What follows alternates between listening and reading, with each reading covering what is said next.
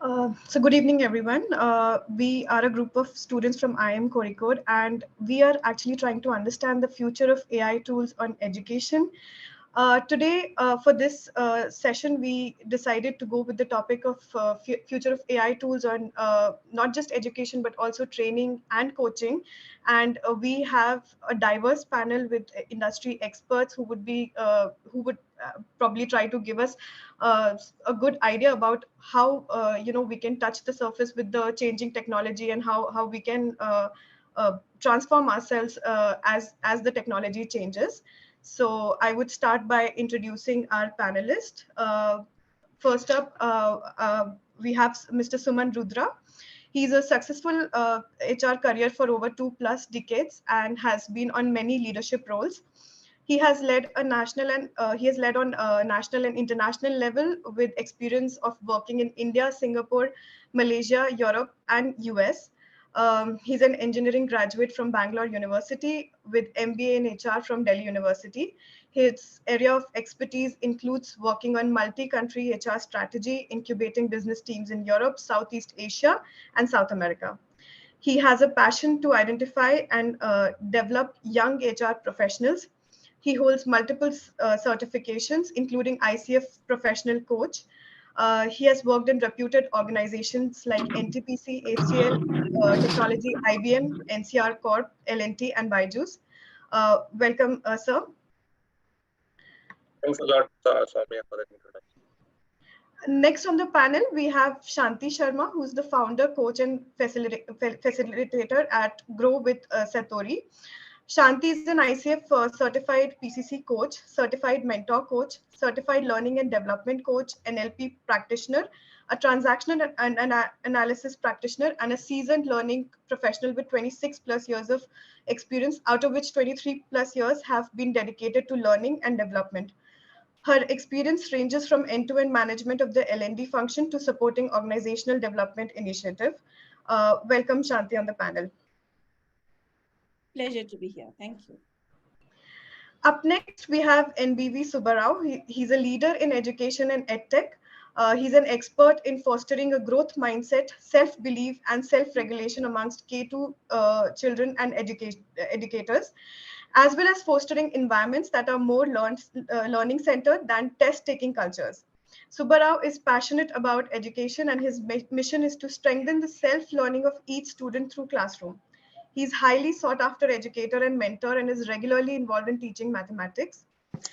As a pioneer in the field of educational technology, he possesses a one-of-a-kind experience in maximizing students' potential for learning through the use of technology.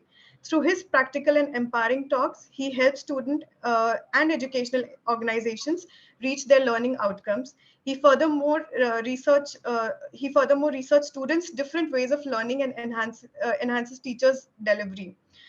So welcome, Subbarao. Thank you so much, Soumya. Okay, now I would hand it over to Manoj to kickstart the discussion. So over to you, Manoj. Thank you, Soumya. And I think, with the kind of panelists that we have on the call, it's really overwhelming. And I think I thanks all of you to be here. My words will probably be less, but still, I've got the responsibility to start, so I'll do that. And so yeah, I mean, as a group of students, we thought, what to talk about, what to, delve into. And since right now we are doing our MBA and is education, and then, probably one of the most important area of or facets of human civilization. And well, AI has always been there in some form or the other, even I think during BC and even before. Right, and it has grown with human intelligence going into different areas. I think the AI has grown, right? And therefore we want to evaluate how it is going to whether it is going to enrich us, whether it is also having the negatives, how is it going to impact the society overall and education in particular. And we have seen that there are two very important things about human beings. We keep saying that change is the only constant, but at the same time we are also resistant to change. And we have seen that time and again when computers came, when steam engine came, and probably same question applies to AI as well. And therefore we want to get together with the experts and with all of you and try to find some direction. I mean, obviously, to try to find out an answer. The answer is not so simple, but at least we head into that direction. So, thank you all for joining in. Thanks to the panelists. And I would like to start, with the first question that we have, which is, uh, how is AI and the like of ChatGPT going to impact education, training, and coaching sector? And do we think that it'll be more beneficial and it'll augment the existing system, enhance the existing system? Or do we see that it has more negatives, it'll be more disruptive? Um, that is the first question that we would like to seek answer from our panelist. So, and I would invite all of you, but we can probably start with Shanti ma'am.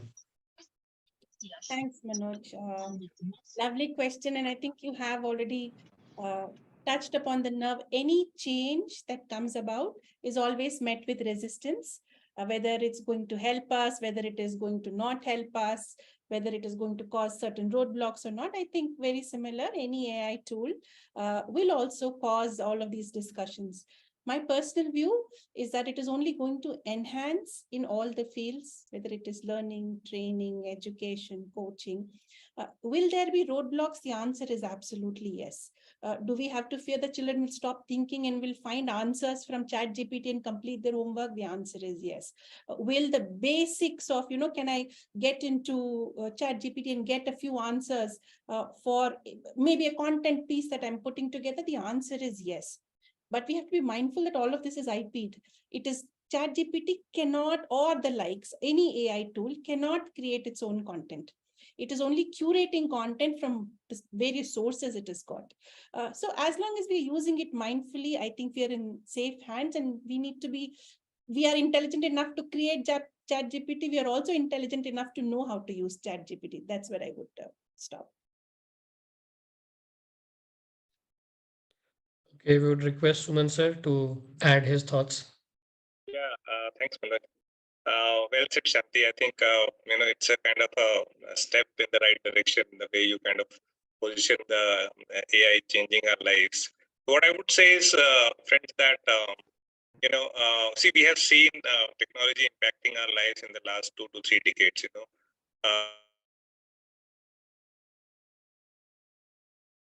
Sometime back it was e-commerce. Now we are buying even houses online. Okay, you can buy anything online. So there is always a euphoria of a new technology coming in. Similarly, some time ago, we had this. I would say none of us could dream of even getting things that we do at today at flick of a button. Be it ordering medicine, be it ordering consulting a doctor, be it ordering food. I mean, except for, I would say, driving, which is also under serious consideration. I think rest all we can do at the click of a button. So I think it is it is very evident that it's going to impact each and every part of our life, including learning and education. And I personally believe that the technology is going to be a aid to improve the learning ability of students.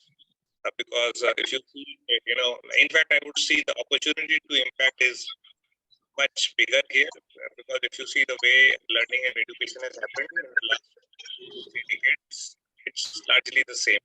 Okay, so teachers or professors teaching in classrooms, and then giving assignments, and there is, a test happening. So I think transformation actually, has not yet happened.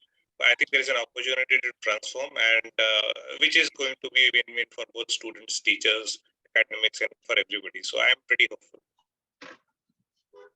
Thank you, sir. Subha sir, Yes, sir. your words. Yeah, well said. So, as Mr. Manoj said, like AI tools accessible before too, but ChatGPT has sparked an intense debate about the role of AI models. So, when we are discussing about AI tools in education aspect, so the answer is like a knife with two sharpened edges. So, like Santi Madam said, yes, the students may do homework using ChatGPT. So, there is a possibility. But how we will raise the children to meaningfully use this ChatGPT? Because I would like to share one personal experience in this context. A few years ago, I was waiting for my turn near an ATM one day. Uh, there is next to the ATM there is a shop. So when a little cute girl was doing her homework, so her presence and her working style impressed me, and I took two steps towards her. And I noticed she was doing mathematics. So as a mathematics educator, I was so impressed and excited to see how she was doing. So then I took the two more steps, and I was so close to her. And then she was really shocked. So why really shocked? She was maybe probably first grade or the second grade student. She was doing a mathematics, addition and subtraction. But she was using a calculator and completing her homework. So this is a one scenario. And afterwards, from there I headed back home, stopping while on the way to buy some fruits from a street vendor. It appeared that he had no formal education. He gave me what I requested and counted the money with his calculator. In the second example, he used a calculator because it is a necessary to use the calculator. It's the best use of the calculator for his livelihood. But in case of the small girl, so how her calculation abilities will transform later in the stage? So that is a big question. So like something like it is like a knife with the two sharpened edges. So here, what I feel, the great responsibility lies primarily on educators and educational system to equip students to make a mindful use of it with caution of ethical implications. So then definitely there is a long way to go, and there is a wonderful way to use a chat GPT in different stages of learning. So as questions progressed, I think we can go ahead with beautiful ways how we can use the chat GPT. Thank you, sir. So yeah, I mean, I think you know, beautiful things that has come out with the answer to the first question, and I think um, education. You know, typically when we think of education, we think of classrooms, we think of institutions, but probably education is everywhere. And when we think of education, we are thinking of maybe people going to colleges, higher classes. But like you said, sir, a small girl or a vegetable vendor, everyone is getting educated, and it's actually the scenarios around us which teaches us, along with the formal education that we have. There is an informal education also. And keeping that creativity around, keeping that ingenuity around, and still evolving and making the education system better. How do we think, how do you think that AI will help maintain that creativity, personalize education for students and professionals? And what are the different areas? Example, language learning, or example, people with disabilities, right? Of late, or rather, I should use the word specially abled. How is AI going to improve life, improve education for people ranging from kids to people who have not gone through a formal education, and all range of people who are learning. So probably Suman sir, will start with you this time. Thanks, sir. So, see, the thing is, the way education is being currently imparted is basically, being in school and even in colleges is largely curriculum-based, education, in which there is a defined curriculum, and people have to study, the curriculum, and then there is a kind of assessment at the end of the academic curriculum. Now, I think there is an opportunity to expand the horizon of education beyond curriculum. Okay, and here we are talking about more education, which is more application based, which is more focused on the employability of a person, which is more focused on the things that industry or the business or the community or the society needs. Okay, so and to create a new curriculum, I mean, you would understand that it takes a lot of time and effort. Okay, and it's a very lengthy process. It's a it's a long process.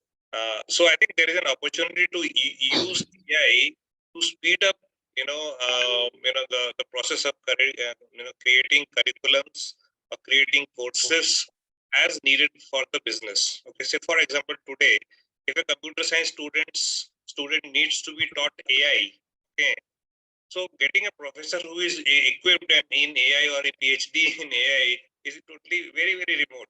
Okay, so how can he be taught AI? Okay, so there is an opportunity to use AI, to teach the AI. I mean, I'm just giving an example. And similarly, there's an opportunity to use AI to teach any other part of a curriculum which is emerging, which is developing, for which the courses and syllabus are not yet geared up, but it needs to be done because the industry is moving. That's the space in which I think one space in which AI can be very rightly used. As per my thoughts. Okay, Shanti ma'am. Sure, I think speed has been very beautifully covered by Suman. Yes, AI is going to get us that head start rather than spending so much time on the groundwork, which does not require skill. Couple of examples that I've actually used ChatGPT for in the very recent past was I was creating a course and I was wanting video clips. Earlier, I would spend probably 5 to 6 hours searching very contextual video clips on YouTube. I'll have to watch every video clip at least until 50% and then decide whether I want to watch further or okay, not relevant to me, and then discard. When I searched on ChatGPT with the keywords, can you give me movie clips that demonstrate this concept? First go. And I just said, okay, can you give me a Hindi movie? First go. And it just happened. So what I would have spent an entire half a day, probably a day, trying to look for the relevant video clips, it just gave me in a matter of minutes. So speed definitely is there. In terms of customization and creativity, two things I would like to say. Yes, it gave me the video clips, but I had to still apply my mind how to use it contextually, what part to play, what part not to play. If there is something contradicting to what I'm teaching, sharing, how do I compensate for that content that I'm showing? So yes, ChatGPT will throw what is available, but as we are reproducing, representing it, we have to be very mindful of how we are using. The other thing that I've been experimenting with is how can ChatGPT help in coaching, and it is amazing. I truly believe training, coaching, education should be democratized and should be made available to as many people as possible. This is one way where the basics of coaching, basics of training can be democratized and made available to as many people as possible. Typically in a coaching conversation, we'll say, okay, what is it that you would like to talk about today? The coachee will bring a problem statement and we have a set of questions that we ask them. ChatGPT asked me, though, when I pretended to be a coachee and entered, this is what I want to talk about. I took a very simple delegation specific problem as a people manager, and it so nicely it gave me responses. And in today's day and age where people can't afford tens of thousands of rupees to be spent on personal coaches, I think it's a great way to make it available. Can it also do high-end coaching? The answer is no. It is not able to understand because there is no voice, there is no tonality as of now. It can't understand what I'm trying to say, my emotional part of it when I'm keying in text. So yes, that's a long way to go, but at least the basics being made available to everyone is absolutely doable. So cost, speed, customization, and creativity are the 4 things that I think are things to look forward to. Thank you, ma'am. Subha, sir. Yes, sir. So here I have a different opinion on the personal because the tools are related to the personal learning, right? This is my one of fascinate area. You need to give more time for me here. So personalized learning. So ChatGPT or AI tools and personal learning. This is a big subject here because there are many areas to help each learner. Because nowadays the learning is no more related to just classroom. So learning became, it's like learning is a part of the life. So we need to raise our student in such a way that learning is a part of lifelong learning. So otherwise people will not stand. So here ChatGPT like AI tools would help immensely to progress by themselves. So here let us see the four stages of learning process simply. It is like the first one is a learner will learn from a tutor or teacher or through book, whatever the possible ways. That is the first stage. The second stage is from that learning this learner will comprehend in his own way, and afterwards he starts self practice. So he will practice what he has comprehended through the learning. The third stage is the self-assessment. So after learning, we check ourselves as a learner how much we comprehend, how much application analytical skills we have achieved through this part.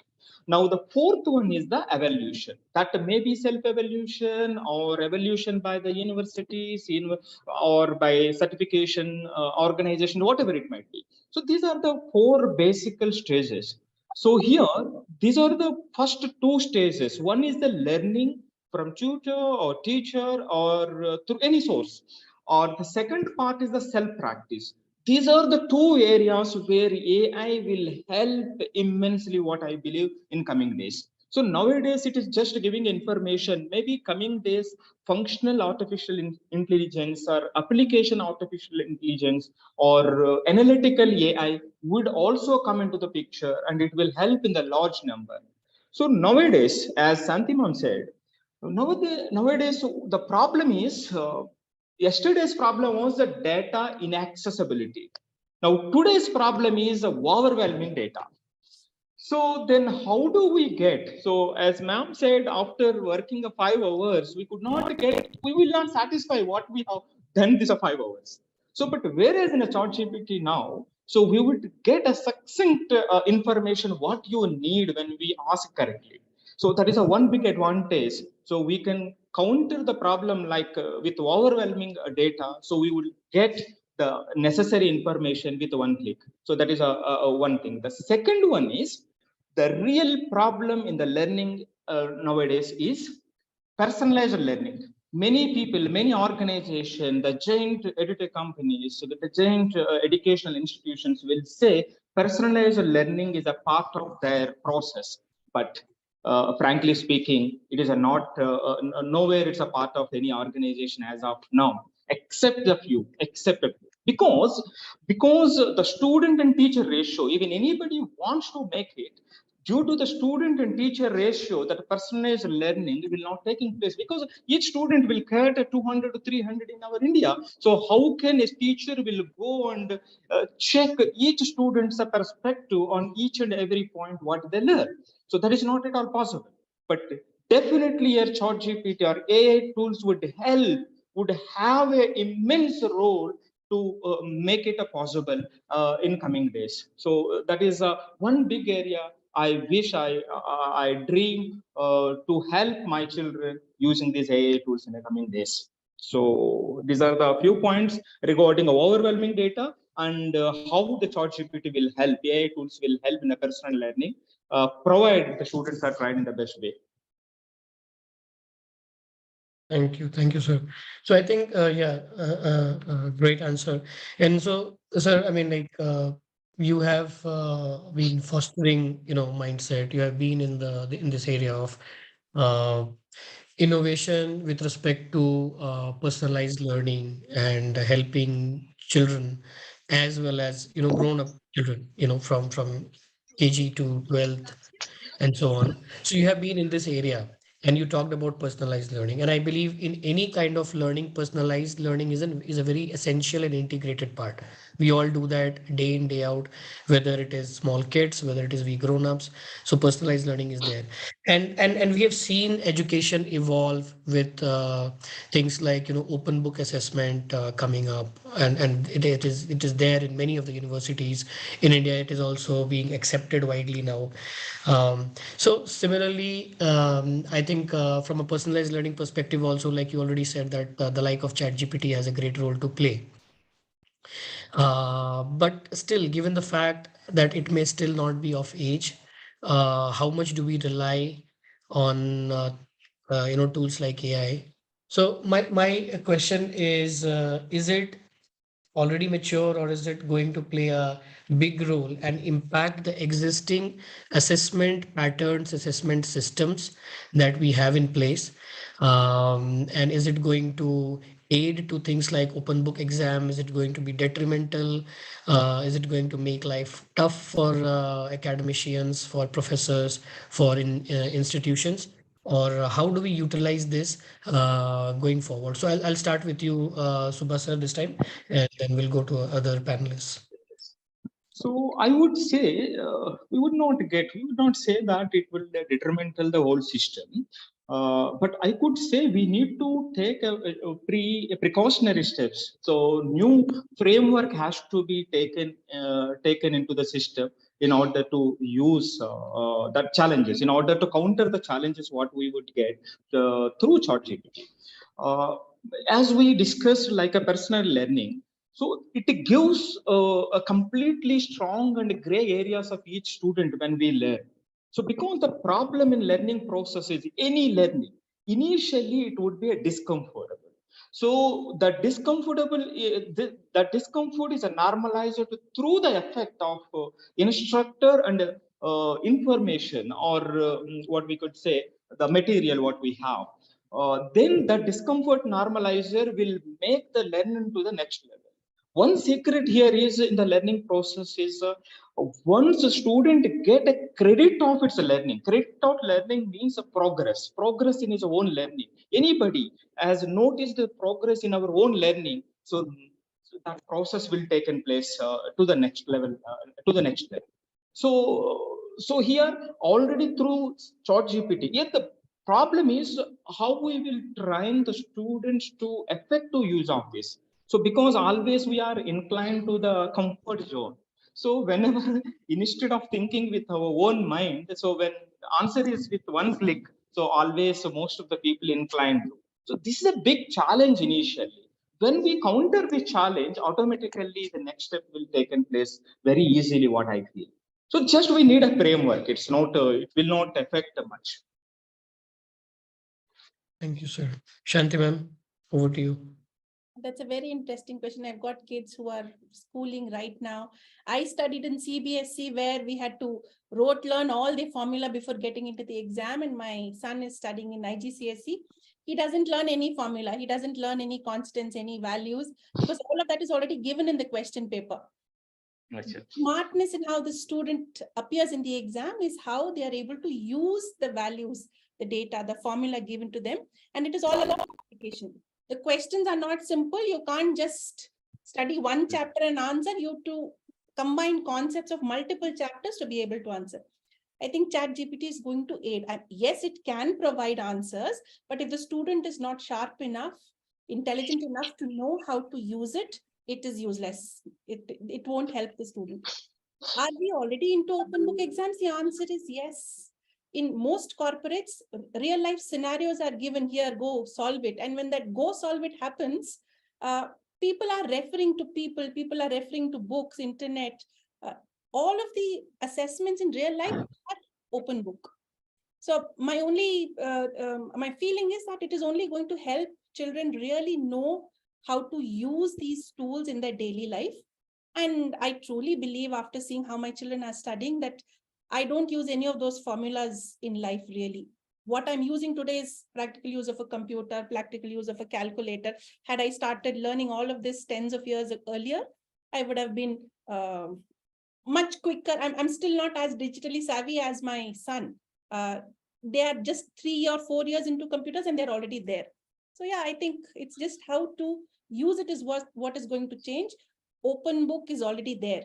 That's the way of life, is what I feel now. Thank you, ma'am. Suman sir. Yeah. So, Manoj, the thing is, see that this tool as of now, is in the process of evolution. I think I just heard out there moved into video search and something like that.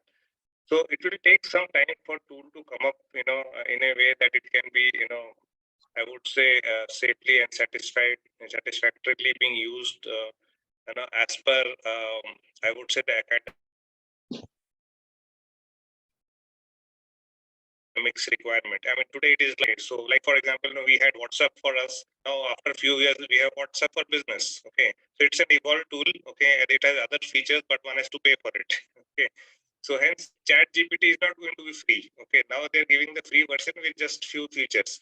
But when somebody wants to, like for example, university wants to use an ChatGPT for or any other AI for to kind of use for students or even simulative exams, etc., then there has to be an investment made of not just money but also resources and time to customize that AI to suit the requirement of the the curriculum or the courses of our students.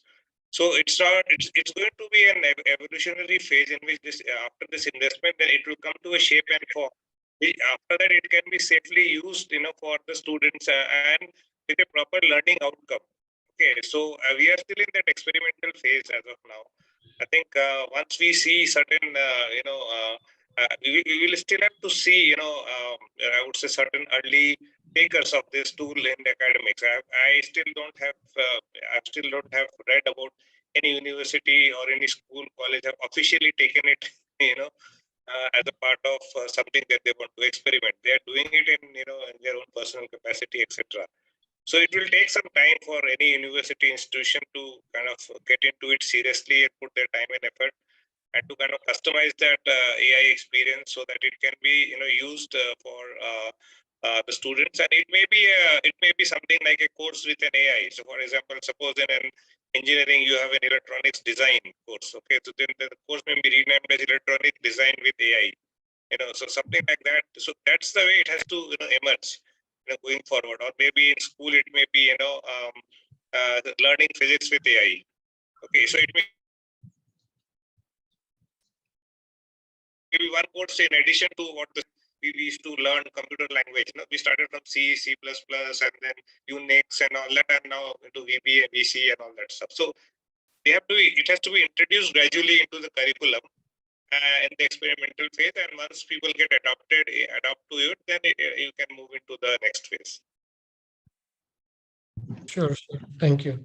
And I think a very good point, Suman sir, that you alluded to, which was related to the maturity. And I mean, yeah, I mean, when we thought of putting technology to banking, right? The thought was, oh, my money will be gone from the bank account. There are hackers around. And then we started to put in measures to control that, to make it secure. When we started computers, we had viruses, and then we had antiviruses. So there are measures, there are countermeasures, and this is how we progress. And yeah, I mean, like if we have a chat GPT, then probably there'll be a paid version of it, which can be used properly in a environment like a university, and same for students. So yeah, I mean, I think you're right. Things are going to mature and the scenarios will change and the thought process around these tools will also change. And that's a very interesting insight. Thank you, sir. So I think that leads us to one more aspect of it, which is the ethical part of it, right? So at this present moment, while probably we still need to see that maturity coming around, there are people, recently we heard a US educationist academician, he said that, ChatGPT is plagiarism, as simply, he put it as simple as that. And yeah, I mean, we keep hearing, is it really helping the learning of student? And similarly, is it really going to help the people who are imparting education? I mean, it's a big world, right? So, is it really helping from an ethical standpoint? Is it really helping us or not? So, what are the ethical implications? If you can probably put in some light on that. So, Suvan sir, I'll start with you this time. See, obviously, a tool like that, which is sourcing information from the web, okay, and reprocessing it and throwing it out to the recipient, definitely, on the border of, I mean, I would say I don't think, many of this output is coming with some, classified remarks saying that, you basically, all the copyright issue, etc., has to be taken care of by the recipient and things like that. Okay, so I don't think the tool is going to own that responsibility. It's going to be the person. Like, for example, if you go and do a Google search, the Google is not going to be responsible for how you're using the tool. It is your responsibility to ensure that you have made you have paid all the copyright. You are adhering to all the copyright rules, regulations, and not doing any violation. So here also it's the same thing. The end user is supposed to kind of use the material as per the law of the land. Okay, and hence the responsibility is squarely on the user here. It is just providing information in a packaged manner which looks better than the way currently the search engines are providing. So from that point of view, definitely responsibility on that user. And if you move to one level higher, suppose for example, a university or a college wants to use it, definitely they have to adhere to the copyright rules of the day. Okay, so they cannot simply lift up a case study of HBR and then use it because it is showing in ChatGPT. Okay, Right. or use a paragraph from there. So I think from that perspective, the tool is not going to end. It is the end user who is going to be responsible to ensure that this does not happen. Thank you, sir. Thank you. So essentially, yeah, obviously what you're saying is it's an ecosystem and we all will have to take equal responsibilities to make it better. Subha sir, your thoughts on that? Yeah. See, actually, industrialization reduced the physical work. So this AI tool should not reduce our intelligence. That is the point.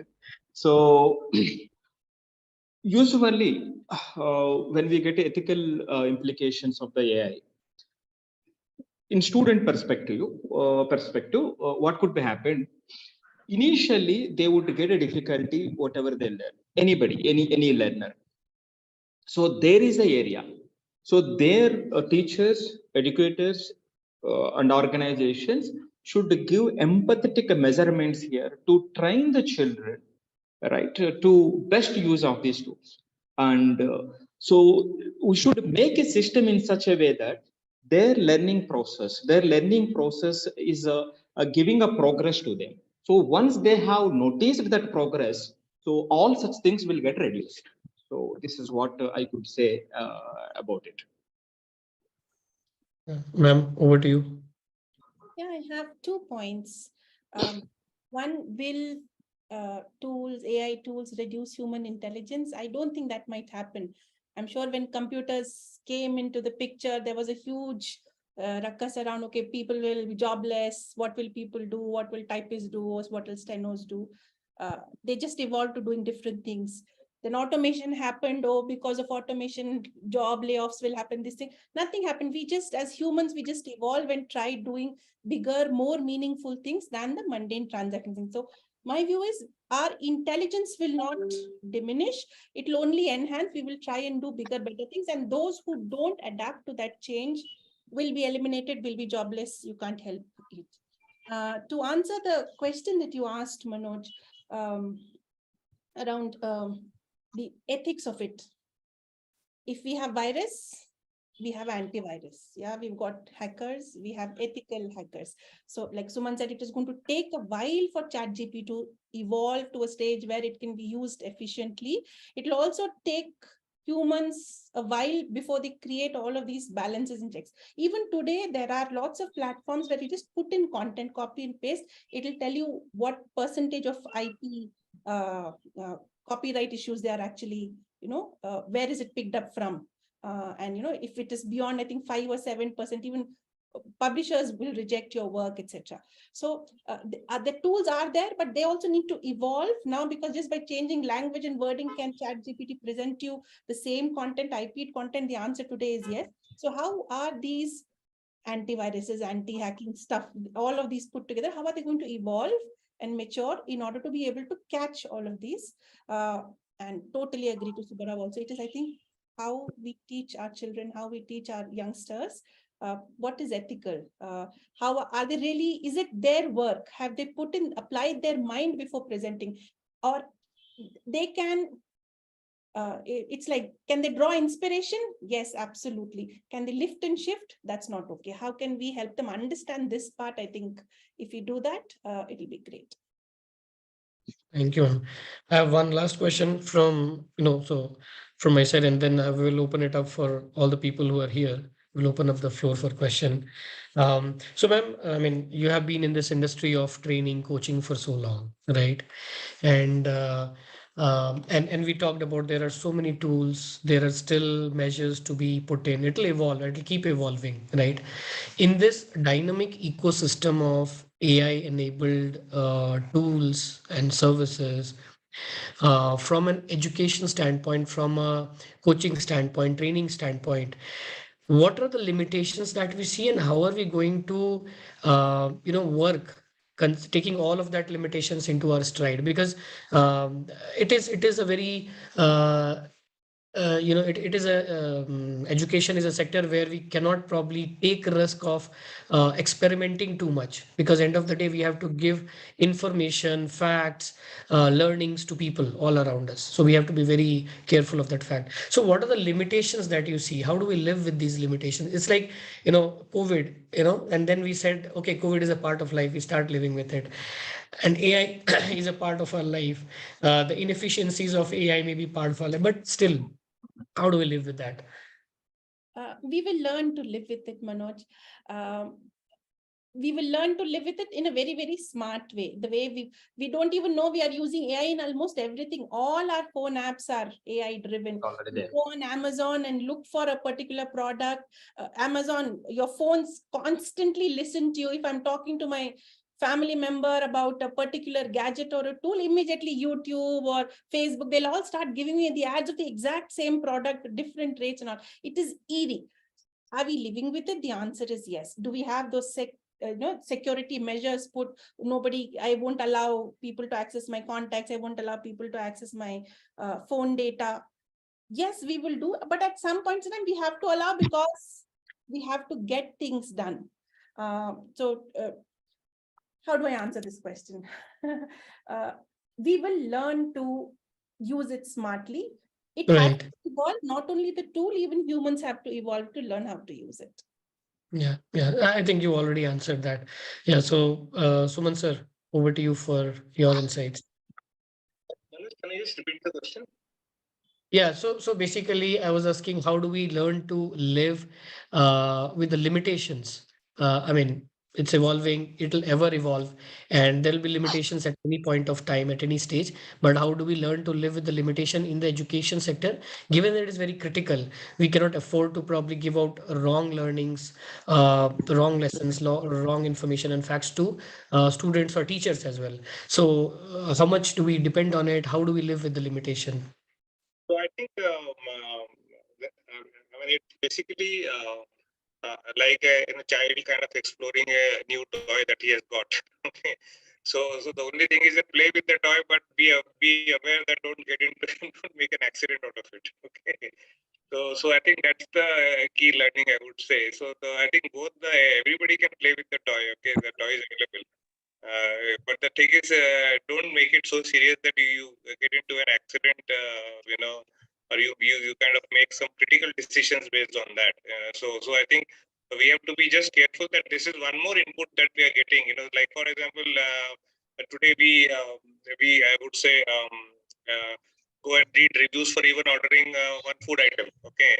So here, this is one more additional input. Tomorrow you may go and do a review in ChatGPT before you want to take a decision of even ordering a food.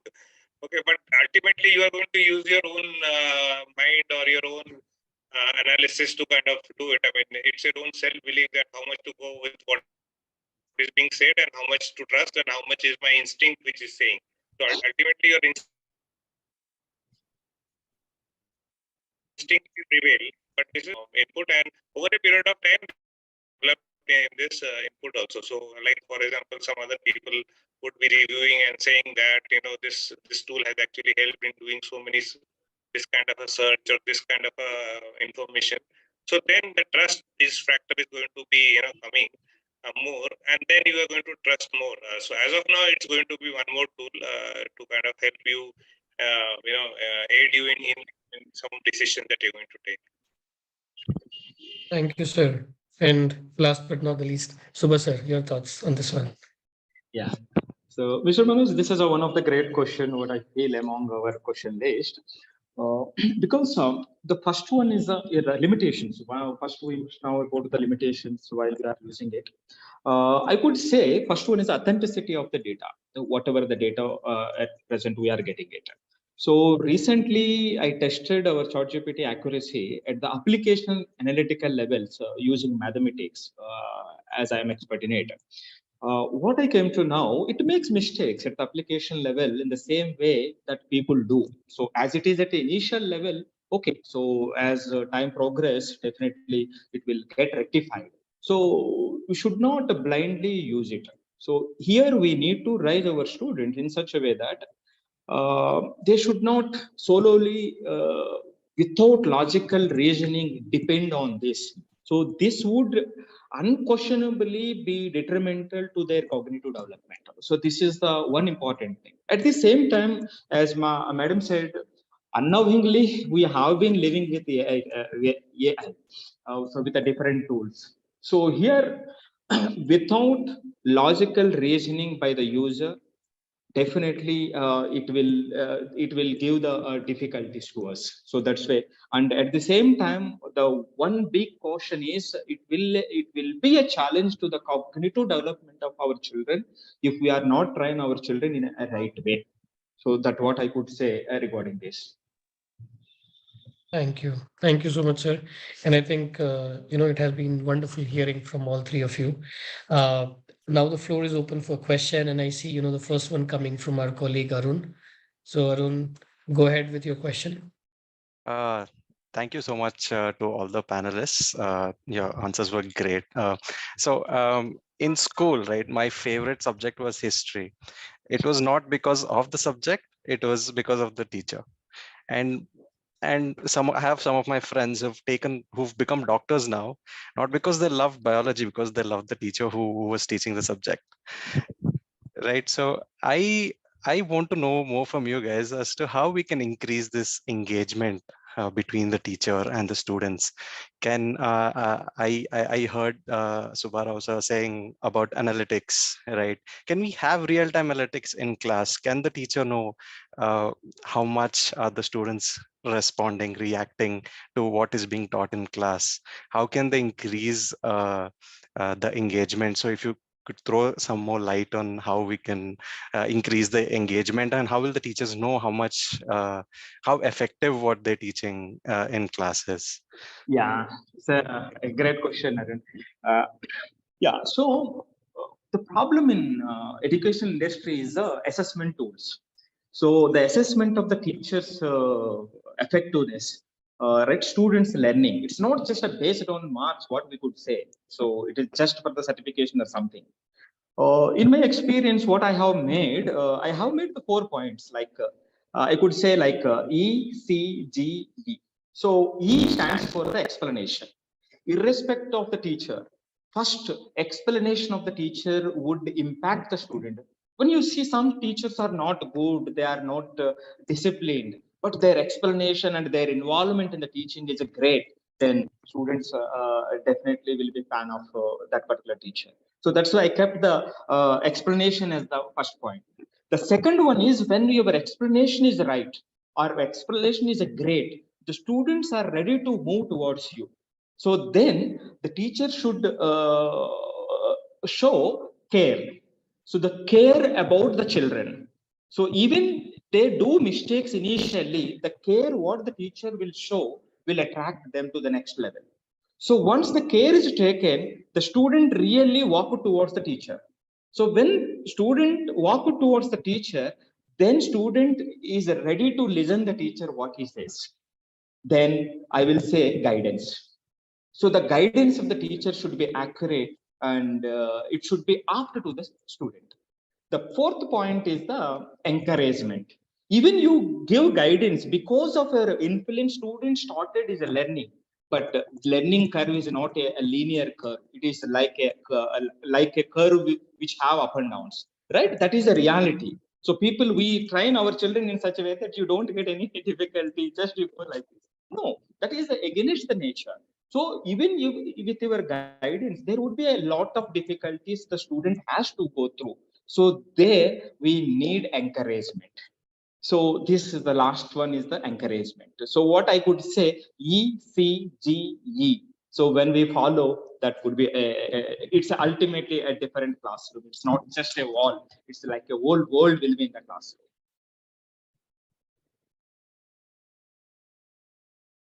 Thank you, sir. Shilpi, do you want to go next? Yeah, sure. So first of all, thank you so much, Shanti ma'am, Subbarao sir, and Suman sir for such informative insights on AI impact on our lives. So I'll not deep dive more into it. So my question is more from the personal end, and I hope it's fine. So my question is, what is the first thing you have asked ChatGPT to do for you? I asked ChatGPT, what do you know about Shanti Sharma? It gave me weird answers. So I had to then go, what do you know about Shanti Sharma, coach? Again, it gave me weird. I had to put my entire title before it recognized me. That was the first thing I did with ChatGPT. Okay. But I think that's still a good attempt from ChatGPT. Suman sir? I have started interacted with ChatGPT, but I have been reading other people who have interacted. So I am, as of now, still in the exploratory phase of looking into others' experience.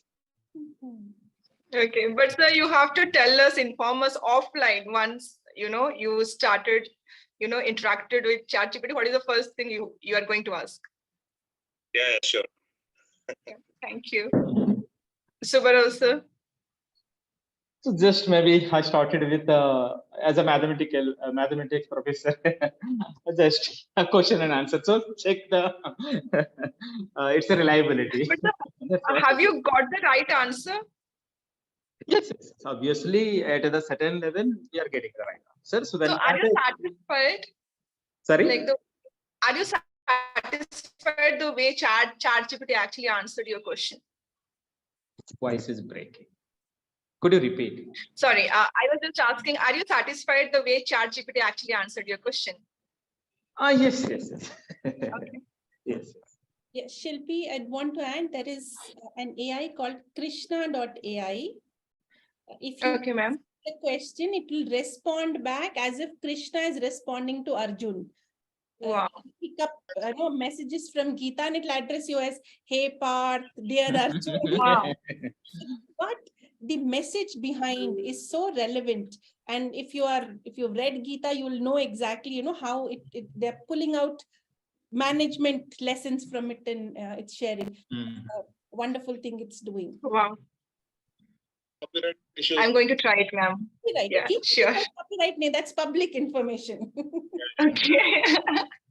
Sure, ma'am. I'll definitely try that. Yeah. Thank you. Thank you, ma'am. Prashant, do you want to go next? Yeah, sure. Thank you very much, panelists, for joining this webinar and providing an amazing insights this evening. So I have a question about ChatGPT being a closed source technology, which is that technology is not accessible to everyone. So obviously it is a great technology, but do you think this can lead to information insecurity or information authenticity being rigged? So providing a wrong information to the user and information getting modified for the malicious because of some malicious interest. So how we can, do you think ChatGPT is going to be a secure model going forward? So that is my question.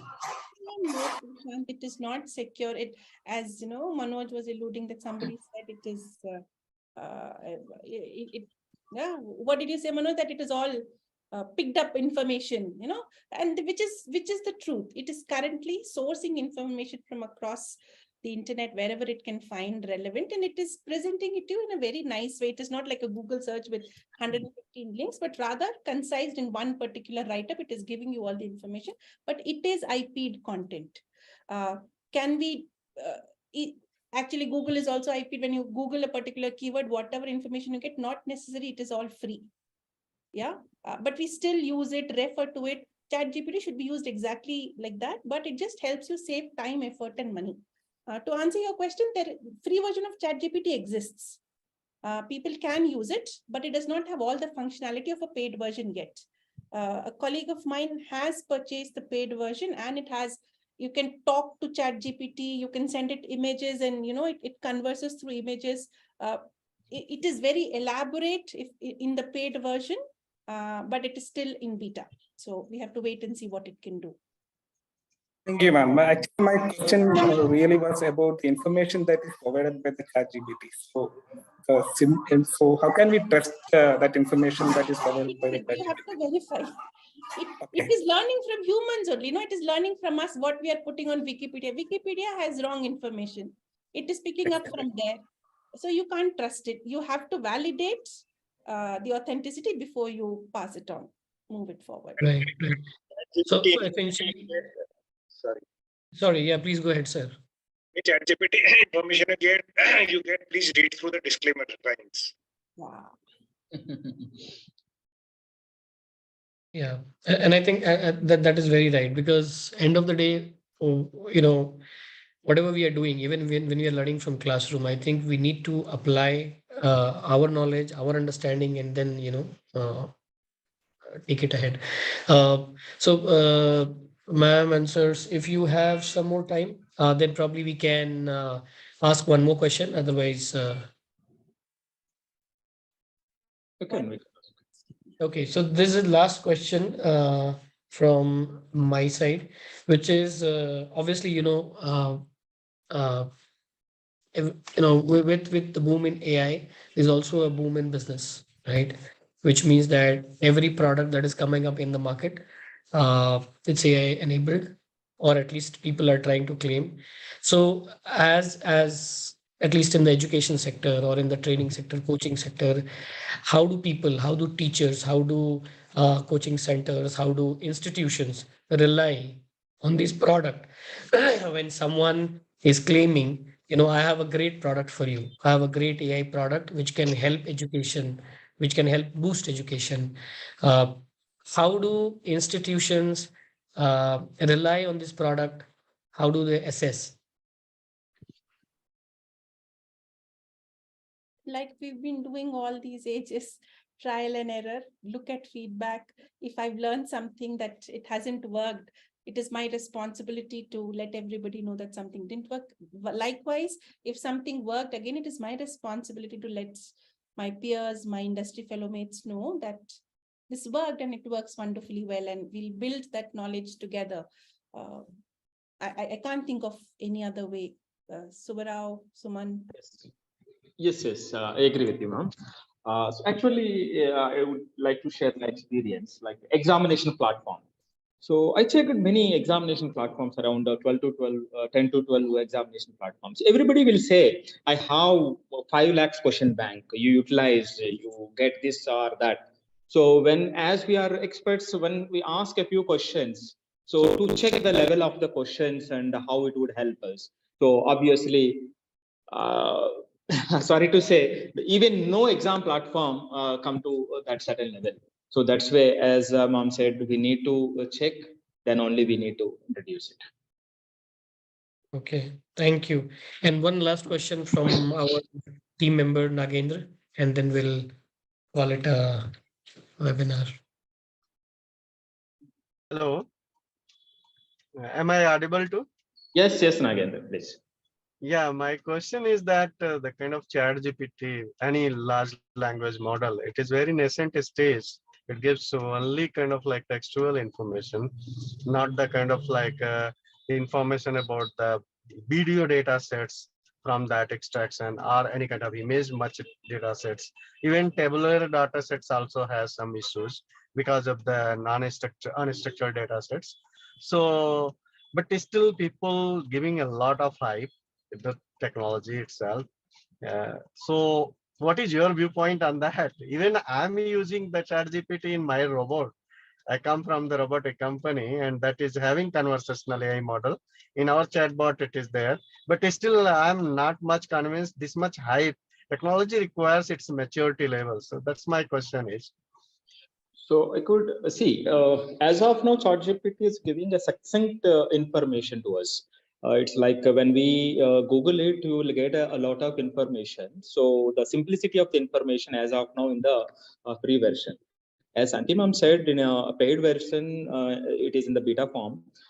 It has many features. So maybe it has to come. Santi madam, I think. I'm using the kind of like paid version only. We are Okay, paying actually. Yeah, okay. I've experimented only with free version, Nagendra, so far. It has given me video responses when I ask for it, a video that shows authoritative kind of mentorship style. It gives me a few movie clips and it says, go to YouTube, this is the link, and it says, I have even asked, I need a good image to showcase this model. It gives me images back also. So it has worked for me. In the free version, both links and images. I haven't tried tables though. Very interesting. I haven't come across a question that I can ask that it can tabulate for me. I am going to do that and see what it gives me. It is still learning. It is not accurate. It is not perfect. And I think that's why it's not a full-fledged rollout. They're rolling out beta. They're not there yet. It is still learning. Yes, exactly. Thank you, ma'am. Thank you, sir. So the kind of like things what I was talking about, the data extraction from the video data sets, right? So that is the tricky job, and still people are working in the maybe kind of GPT-4. If they will launch, they are going to launch soon. So that may come up with a certain promises what they are promising. So I'm waiting for that. Thank you. Thank you so much. Said it's a long way. It's just nascent. We just started. Right. And enjoy while it's free. Soon they're going to make it paid once we get used to it. Obviously, it will get paid. So maybe it is depending on the company who promoted. So because the smaller one could not be promoted, the bigger companies will give a big hype. That could also be reason. Right. Right. I think you should focus on the My road. question. No, I'm just settled now.